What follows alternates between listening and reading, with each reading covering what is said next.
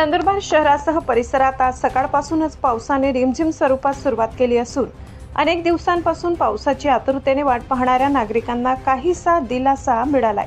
मात्र अद्यापही अपेक्षित असा दमदार पाऊस झालेला नसल्याने शेतकरी आणि नागरिकांची नजर आकाशाकडेच लागून आहे। गेल्या काही दिवसांपासून उष्णतेमुळे नागरिक हैराण झाले होते।